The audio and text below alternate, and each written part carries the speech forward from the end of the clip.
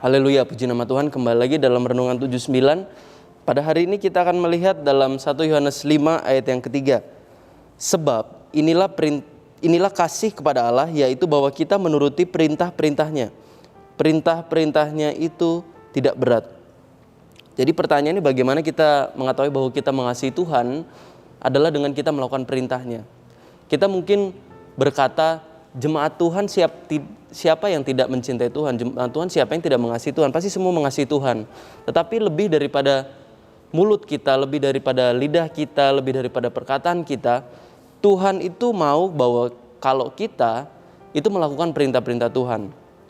Tuhan berkata dalam ayat lain bahwa bukan orang yang berseru-seru kepada Tuhan yang menerima kerajaan surga, tetapi orang yang melakukan perintah-perintah Tuhan. Orang yang melakukannya dengan tindakan-tindakan. Karena iman tanpa perbuatan itu adalah mati. Iman tanpa tindakan-tindakan yang sesuai dengan firman Tuhan itu adalah mati, adalah percuma. Jadi tindakan kita, perkataan kita itu harus selaras, harus sejalan. Ketika kita berkata kita mengasihi Tuhan, maka tindakan kita juga harus mencerminkan firman Tuhan. Tindakan kita juga harus sesuai dengan firman Tuhan. Itu adalah bukti bahwa kita benar-benar mengasihi Tuhan. Jika kita melakukan sesuatu yang berdasarkan firman Tuhan, melakukan hal-hal kebenaran. Nah, kalau kita melihat, kalau kita melakukan perintah-perintah Tuhan, kita mungkin berkata bahwa perintahnya itu berat. Tetapi ayat ini berkata bahwa perintah-perintahnya itu tidak berat. Dalam 1 Yohanes 5 ayat yang ketiga, perintah-perintahnya itu tidak berat. Maksudnya adalah perintah-perintah Tuhan itu tidak mengekang kita. Perintah-perintah Tuhan itu bukan bermaksud untuk menyakiti kita, bukan bermaksud untuk melukai kita, bukan bermaksud untuk mengekang kita. Tapi perintah Tuhan itu akan membangun kita, membentuk kita, membantu kita untuk bertumbuh dalam iman. Itu adalah perintah Tuhan. Jadi perintah Tuhan itu selalu baik adanya. Dan di sini dikatakan bahwa perintah Tuhan itu tidak berat, berarti kita juga harus melakukannya dengan ketulusan hati. Kita melakukan perintah Tuhan itu dengan segenap hati kita, dengan kerendahan hati kita, dengan keinginan yang sungguh-sungguh melakukan perintah Tuhan tanpa kita menggerutu. Tetapi ada kalanya memang ketika kita melakukan kebenaran firman Tuhan, daging ini memberontak. Kita memiliki daging, kita memiliki roh. Dan kadang ketika Tuhan sedang memproses hidup kita, Tuhan sedang menyuruh kita melakukan perintah-perintahnya, daging kita memberontak. Daging kita terkadang merasa hal itu tidak nyaman. Ketika kita diperintahkan oleh Tuhan untuk berbuat A, berbuat B, kita seringkali memberontak.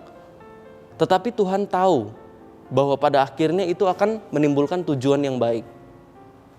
Dan setiap proses Tuhan itu pasti ada duka cita yang harus kita lalui. Ada kesedihan yang kita lalui, ada tekanan yang kita lalui. Tetapi kemudian hal itu akan membuahkan hasil. Hal itu akan membuahkan, kalau dikatakan dalam Ibrani 12 ayat yang ke-11, memang tiap-tiap ganjaran pada waktu ia diberikan tidak mendatangkan sukacita, tetapi duka cita. Tetapi kemudian ia menghasilkan buah kebenaran yang memberikan damai kepada mereka yang dilatih olehnya. Jadi setiap proses manusia, setiap proses ketika kita melakukan perintah Tuhan, ketika Tuhan memproses hidup kita, ketika Tuhan meminta kita untuk melakukan perintahnya, kadang ada duka cita yang kita alami, kadang ada kesedihan yang kita alami, ada pemberontakan yang kita alami. Tetapi tugas kita adalah tetap percaya kepada Tuhan, tetap setia kepada Tuhan. Kalau kita melihat proses Ayub pun adalah manusia biasa. Ayub merasakan guncangan-guncangan secara emosional. Ya mungkin sebagian dari kita pernah merasakan. Di beberapa ayat, Ayub memuji dan memuliakan nama Tuhan. Tetapi di ayat-ayat yang lain, Ayub sempat meragukan dirinya. Ayub sempat meragukan keberadaannya. Tetapi kemudian di ayat lain, dia kembali memuji Tuhan.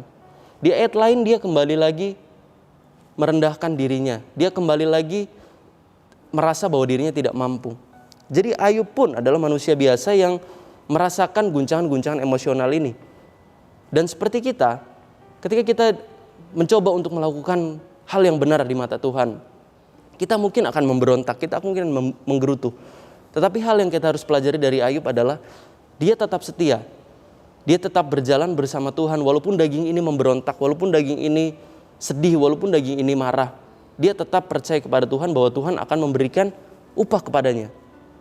Dan memang setelah Ayub menjalankan prosesnya, setelah Ayub tetap menjalankan perintah-perintah Tuhan, ia tetap berada dalam imannya, tetap percaya kepada Tuhan. Akhirnya Ayub menerima upahnya. Apa yang hilang daripada Ayub, Tuhan gantikan berkali-kali lipat.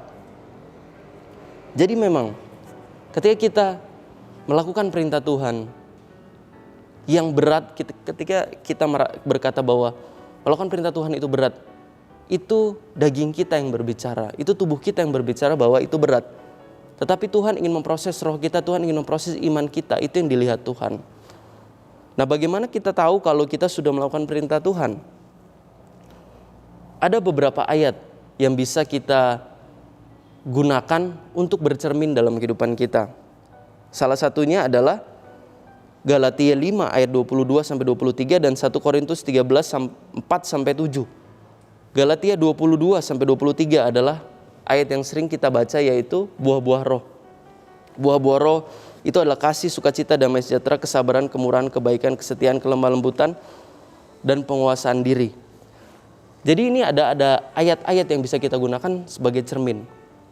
Gunakan ayat-ayat Alkitab sebagai panduan bagi kita. Apakah tindakan kita sudah sesuai dengan buah-buah roh? Atau dalam 1 Korintus 13 ayat 4 sampai yang ke-7. Kasih itu sabar, kasih itu murah hati, ia tidak cemburu, dan seterusnya. Kita bisa melihat itu di rumah. Galatia 5 ayat 22-23 dan 1 Korintus 13 ayat 4-7 tentang buah roh dan kasih. Nah, kita bisa menyelaraskan tindakan-tindakan kita dengan Alkitab. Apakah tindakan-tindakan kita, apakah perilaku-perilaku kita sudah sesuai dengan apa yang dikatakan Alkitab? Apakah kita sudah sabar? Apakah kita sudah menguasai diri kita? Apakah kita sudah menahan amarah kita? Apakah kita sudah dipenuhi dengan kasih? Atau apakah kita masih membenci sesama kita? Nah, itu bisa kita gunakan sebagai panduan. Dan Galatia 5 ayat 19-21 itu tentang perbuatan daging. Perbuatan daging itu telah nyata percabulan, kecemaran, hawa nafsu, penyembahan berhala, sihir, dan seterusnya. Nah, ini kita juga bisa lihat. Nah, ayat-ayat ini yang bisa kita gunakan sebagai panduan bagi kita, apa yang harus kita hilangkan, apa yang harus kita jauhi, dan apa yang harus kita kejar. Tentunya perbuatan daging harus kita jauhi, seperti perselisihan, amarah, kepentingan diri sendiri. Nah, kita gunakan tadi dalam Galatia 19:21 itu tentang perbuatan daging. Galatia 22-23 tentang buah-buah roh, dan 1 Korintus 13 ayat 4 sampai yang ke-7 itu tentang kasih. Nah, ayat-ayat ini juga membantu saya dalam perjalanan iman tentunya. Dalam setiap keadaan, saya sering membaca ayat ini. Apakah tindakan-tindakan saya sudah sesuai dengan buah-buah roh ini? Kalau masih ada yang kurang, akan saya perbaiki. Dan saya minta Tuhan untuk memperbaiki kehidupan saya. Nah, itu harus sesuai dengan Galatia buah-buah roh dan kasih ini. Nah, ini dikatakan buah roh, artinya ketika benih ditabur tidak langsung berbuah. Pasti ada proses dia mengeluarkan akar, mengeluarkan batang, mengeluarkan ranting, baru berbuah. Jadi untuk menjadi seperti Tuhan, untuk menghasilkan buah-buah kebenaran ini, itu butuh proses. Itu butuh yang namanya pertumbuhan. Dan itu tidak instan. Dan Tuhan menginginkan hal ini terjadi dalam kehidupan kita. Dan Tuhan akan memproses kehidupan kita.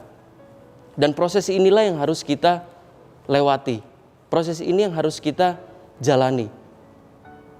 Jadi buah-buah roh itu adalah sebuah proses. Menjadi seperti Tuhan, Kristus, menjadi memiliki kehidupan yang benar dan baik, itu adalah sebuah proses.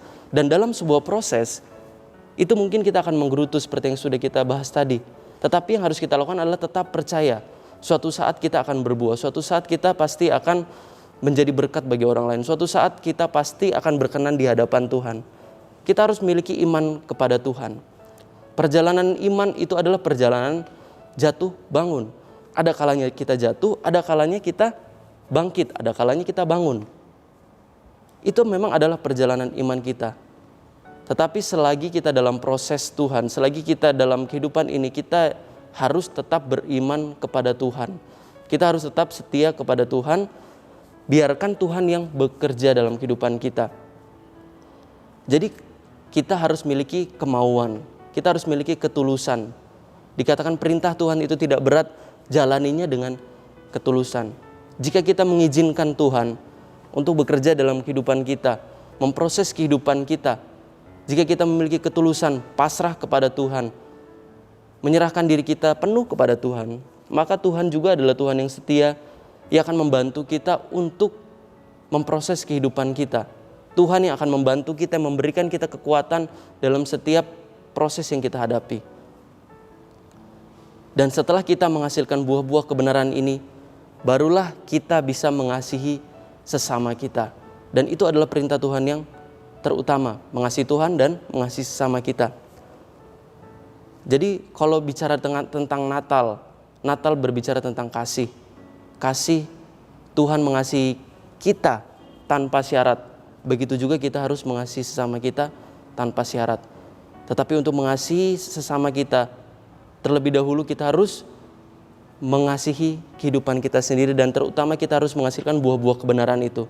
Dan ketika buah-buah kebenaran itu sudah berbuah dalam kehidupan kita, buah-buah itu nantinya bisa dinikmati Tuhan dan bisa dinikmati sesama. Jadi pesan hari ini adalah tetap kuat dalam Tuhan, tetap maju dalam Tuhan. Sekali lagi, perjalanan iman itu adalah perjalanan jatuh bangun. Tetap maju, tetap setia, karena Tuhan akan memberikan upah pada akhirnya. Puji nama Tuhan, kita akan berdoa.